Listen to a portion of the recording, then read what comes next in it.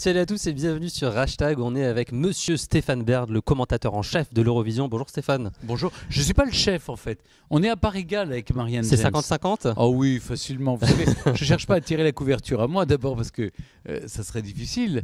Marianne est un monument quand même. C'est ça, quel monument. Mais je l'adore et donc c'est un duo qui est extrêmement sympathique. Donc on ne change pas une équipe qui gagne. Donc voilà, nous sommes repartis pour 2017, cette troisième saison de l'Eurovision avec ce duo de choc, Marianne et moi.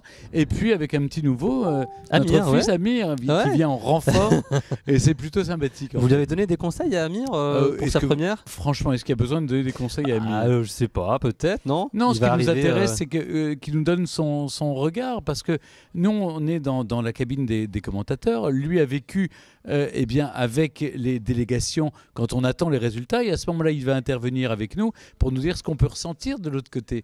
Donc c'est intéressant de passer le miroir, de passer du côté des artistes à côté de celui de commentateurs. Et justement, on a parlé de la cabine, on parle souvent de cette fameuse cabine. Comment ça va se passer tous les trois dans la cabine ? Est-ce que vous allez faire un roulement ?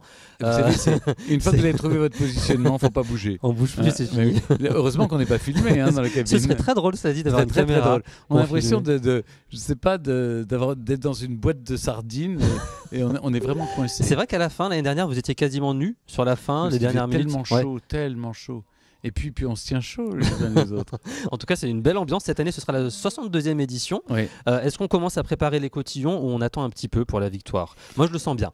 Écoutez, je ne sais pas si on peut, j'espère. Vous savez, il faut toujours, quand vous participez à un concours, il faut toujours imaginer que vous allez le gagner. Bien sûr, ouais. Moi, chaque fois, c'est la troisième année, on me fait le reproche d'avoir chaque fois cru en notre artiste. Mais c'est la moindre des choses. Je ne peux pas prendre l'avion pour Kiev avec notre artiste sans me dire que oui, on va gagner. D'abord parce que Alma a tout pour réussir. Bien sûr, ouais. Elle a d'abord sa personnalité, elle est absolument charmante, elle est belle, elle est charismatique. Elle a une chanson qui est très belle, très bien écrite et qui est très émouvante.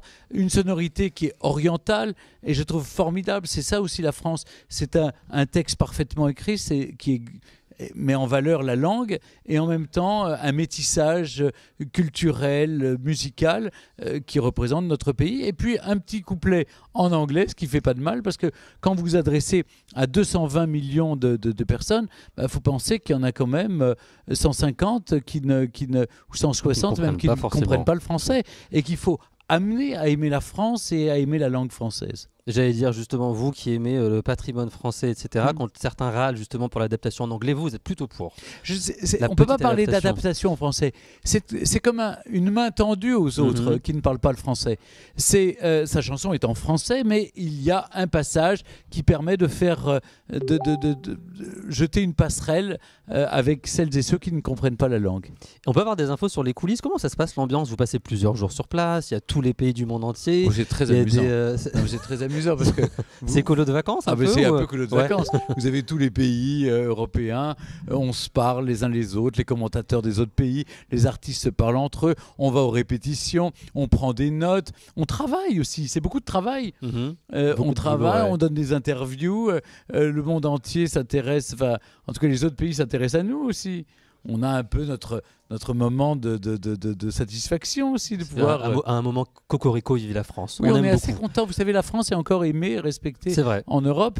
Mais, et surtout, depuis après Amir, voici avec Alma, maintenant, on envoie aussi des jeunes artistes qui n'ont pas d'expérience, et qui incarnent bien les valeurs de la France. Et un mot sur le carton d'audience de l'Eurovision. Alors, il y a quelques années, c'était presque un peu kitsch. Les gens regardaient ça un petit peu de manière, on regarde pas. Ceux qui pensent que c'est kitsch ne regardent pas. Ah, c'est vrai. Oui. Non, mais c'est vrai. Toutes celles et ceux qui disent « Oh, mais non, c'est ringard », vous l'avez regardé ? Ah ben non. Ouais, ceux qui regardent trouvent qu'au contraire, c'est un show planétaire exceptionnel. Écoutez, ça fait plus d'audience que l'Euro, que la Coupe. C'est ce que l'Euro est au foot, et ben l'Eurovision l'est à la chanson. Et donc, oui, il y a des chanteurs peut-être ringards, mais il y en a la plupart sont extrêmement branchés. Et pour que Justin Timberlake vienne chanter sa chanson de son nouvel album à l'Eurovision, c'est bien qu'il fait confiance à ce public. C'est un public qui, en plus, aime la musique, qui comprend la musique. Non, il faut arrêter de penser que c'est ringard. Ceux qui sont ringards, c'est tous les petits parisianistes qui qui se bouchent le nez, qui disent « Oh non, c'est pas pour moi ». Sont des snobs, sont des prétentieux. C'est ça. Alors c'est il faut pas qu'ils moi. regardent. Il faut C'est qu'ils pas un peu- regardent. Je sais pas s'il faut Il qu'ils faut qu'ils regardent. non, il C'est faut que qu'ils testent pour ce sont juger. les mêmes, vous savez, qui jugent tout, qui critiquent tout et qui se déchaînent sur les réseaux sociaux sans jamais avoir fait quoi que ce soit de positif dans leur vie. Je les plains plus que je ne les blâme. Et si on gagne l'année prochaine, il faudra du coup organiser ça en France. Eh bien, on veut du show en France. comment On est dire, d'accord. on va organiser ça en France. Oui, pardon. Oui, Écoutez, on a bien les moyens de faire, de se présenter la candidature de Paris aux Jeux Olympiques. On a C'est vrai, présenté. pardonnez-moi, c'est un peu une idée reçue. Il y a des gens qui disent on n'a pas envie de gagner, ça va coûter cher. C'est n'importe quoi ça. Mais écoutez, si vous pensez que ça coûte cher, arrêtons tout de suite Oui. les frais Oui, pour c'est- les Jeux Olympiques, pour l'exposition C'est universelle. vrai. Mais ça coûte moins cher C'est l'Eurovision. vrai. Surtout que vous savez que tous les pays qui y participent payent une quote-part. Effectivement. Ouais, Donc ouais. en fait, on n'est pas les seuls à payer. Hmm. On paye juste la salle, l'organisation, etc. Mais après tout, comme quand on organise un sommet international, je crois personnellement que la COP21 coûtait plus cher que d'organiser l'Eurovision. Donc on a hâte de la voir. En tout cas, nous on le Oui. suit, on a vraiment hâte de la voir en France. Est-ce qu'il y aura un lieu idéal pour un clip de camp promotion de la France? Vous qui connaissez bien la France, toutes les régions, un lieu, un monument. Si demain je vous donne une c'est baguette difficile. pour choisir un difficile. lieu. Non, je crois qu'au contraire, il faut arrêter de... Là, pour le coup, je serai moins patrimonial que je ne le suis dans mes émissions personnelles. D'accord. Oui, que ce soit Secret d'Histoire ou Le Village Préféré. Non, j'arrêterai d'être patrimonial. Certes, on doit au contraire donner envie. Peut-être que la Tour Eiffel, parce que ça fait rêver toute l'Europe. Mais pas seulement, il faut peut-être envoyer... je ne sais pas, le musée du Quai Branly, à la fois tout ce qu'on fait, le musée d'Orsay, je trouve, qui attire aussi les visiteurs. Il faut donner envie aux gens de venir à Paris. Ouais, il faut qu'ils En viennent. tout cas, je vous assure que l'Eurovision, c'est une nouvelle opportunité de faire venir du monde en France. Et on en a bien besoin après la série d'attentats. Effectivement, donc 100% Eurovision. Quelques mots sur les participants de cette année. L'Italie, la Suède, le Portugal, la Belgique, l'Arménie. En dehors de la France, évidemment, qui serait votre coup de cœur?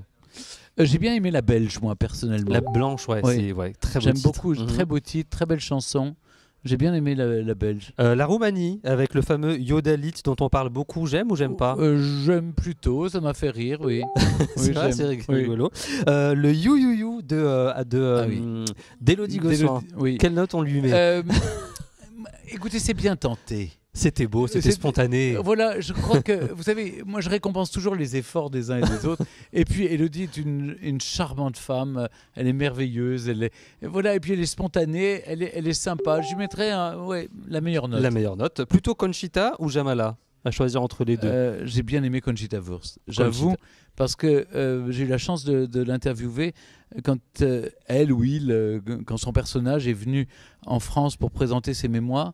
J'étais touché par son histoire et c'était un autre visage de l'Autriche qui est un peu moins chemise brune que ce qu'on a pu voir ces derniers temps. Et elle délivre un très très beau message. Les candidats potentiels pour l'année prochaine, je vais vous citer quelques noms, vous me dites oui ou non. Slimane, on n'aime pas, candidat l'année prochaine, ouais. J'aime beaucoup Slimane. Vous le verriez faire l'Eurovision du Pourquoi coup? pas Ouais, pourquoi pas. Mais est-ce que c'est pas mieux de choisir quelqu'un d'inconnu que vous C'est ne vrai, connaissez pas ouais, encore? Du coup, on annule ma question parce que j'avais que des gens connus. Après, j'avais Amel Bent, Vianney. Mais c'est vrai que c'est bien de donner sa chance à un nouveau talent. Moi, je trouve, Ouais. ce serait pas mal. Je valide. Et vous savez, ce pourquoi je milite, moi, c'est que France 2 et son The Voice, en quelque sorte, en créant une sorte de chemin vers l'Eurovision. Je ne dis pas pendant 8 semaines, mais pendant quelques semaines, 3-4 semaines, que les Français puissent se prononcer pour la chanson qui ira concourir à l'Eurovision. Parce que ça permet de s'approprier pendant quelques semaines le titre de l'Eurovision, de se le mettre en bouche, de le choisir, de l'aimer. Et ensuite, ça renforcera encore le côté démocratique du choix de l'Eurovision. Et c'est que du positif, ce Moi, je concours, trouve c'est que de ce sont la des valeurs bienveillance, on positives. aime Et beaucoup. plus il y a de démocratie, mieux je me porte. On valide. Et enfin, le mot de la fin, le pronostic pour notre cher Alma qu'on aime énormément, qu'on aimerait avoir au moins dans les 5 premiers. Écoutez, mon pronostic, c'est dans les 5 premiers. Et mon vœu le plus secret, c'est de la première. Première. Justement, dernière question, parce qu'il y en avait une cachée. Dans la chanson, elle dit « Embrasse-moi, dis-moi si tu m'aimes Oui. ». Admettons qu'Alma gagne, ce qu'on lui souhaite. Oui. Vous engagez à embrasser qui? Un défi un petit peu, Elle, un petit d'abord. challenge. Oui, mais en dehors d'elle, parce que vous allez l'embrasser. Un petit défi, un truc qui pourrait donner envie aux gens de voter pour elle ou de mobiliser les gens. Un truc un peu fou, Eh quelqu'un que bien, vous pourriez embrasser. j'irai voir le nouveau président de la République, Ah oui, qui sera d'ailleurs élu, qui effectivement. sera élu, Ouais. et je l'embrasserai. Quel que soit le président? Ou la présidente. Quel que soit le président. Le président.